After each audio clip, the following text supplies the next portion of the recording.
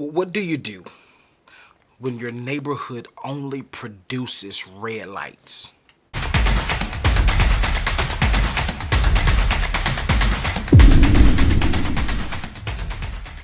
What's going on, family? You guys are so amazing. I'm Mr. Aosinspires here on this channel. Our mission is to empower the world to never give up, one conversation at a time, one interview at a time, just to help you get to the next level. Now, I had a conversation, a life-changing conversation with somebody, and I want to pose the question to you. What do you do when your neighborhood or your environment or how you were raised only produces red lights? Now, let's break this red light thing down. What are you talking about? What do you do when there are no doctors produced in your neighborhood? Or and really, you can't really sketch it down to say neighborhood, because every bad neighborhood and every good neighborhood has some greatness that comes out of it, right?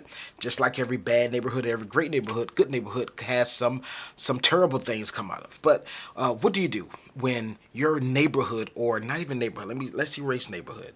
What do you do when the people that's directly connected to you, right, it seems as if it only produces red lights? Now, the red lights that we're talking about is the people, or red lights in an aspect of there's no opportunity in my neighborhood, right?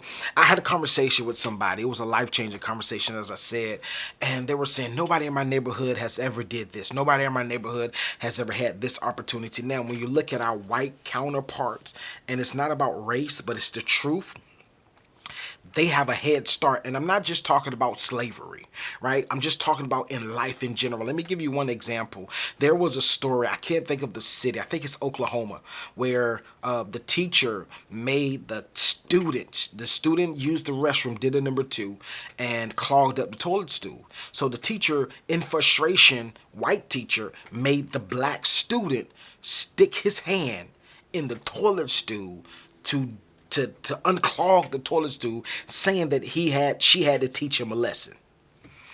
Now, I have an issue with that, because none of the blogs, a lot of the blogs never had her name, but they mentioned his name, right? So what I'm saying is our white counterparts has a head start. You have to be blind to say that black people have the same opportunities as white people. We don't. We at all. So black people, we have to be 20 times as better. We have to be 50 times greater. We have to be 100 times sharper, because the opportunities that's presented to us, it's not the same, or we don't get presented the opportunities. We have to stumble across the opportunities to find the opportunity. So everybody that says stop crying and it's out here, you got to get it, but we have to work extra hard. I'm not saying don't work extra hard. That's not what I'm saying. I'm not saying don't put in the overtime or it should be given to us.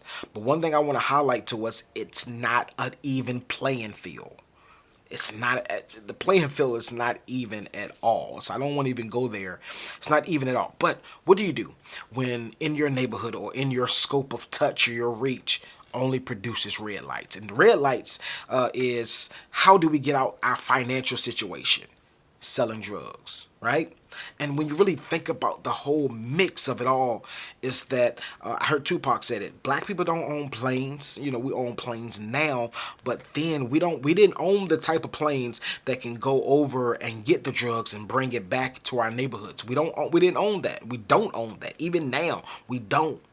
So how are the drugs getting here? That's a totally different story. So when the only way out that you think is out is selling drugs, playing basketball. Now we ask the critical question, how come all of our black boys want to be a rapper, want to be a basketball player, football player? Because they have not been presented enough opportunities to see their way out of their situation or to a better life, other than through these revenues or these avenues. So the question on the floor is, what do you do when your neighborhood or your scope of influence or your scope of reach only produce red lights? This is what I want to suggest to everybody that's going to watch this.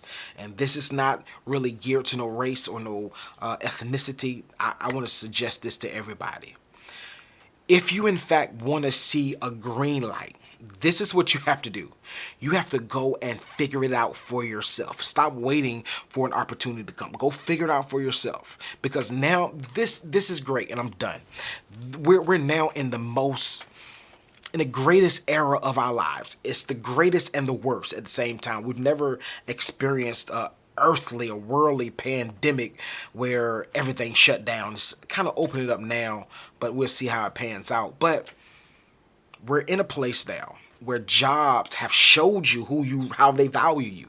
A lot of jobs have laid off a lot of people, so a lot of people had to go to the place where they're doing entrepreneurship work to make money to pay the bills. This has really showed you that you can do it. So how do you get out, or how do you handle it? How do you think about it? How do you handle receiving nothing but red lights in your scope or in your neighborhood? You find out for yourself. Find out, do this favor. Find out what you want to do.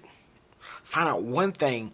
I'm talking about an entrepreneur endeavor because I don't, this is me personally. I'm not against jobs because, eventually I'm going to hire a few employees, but it's going to be a different type of employees. I'm not going to teach them to keep on serving and working for me.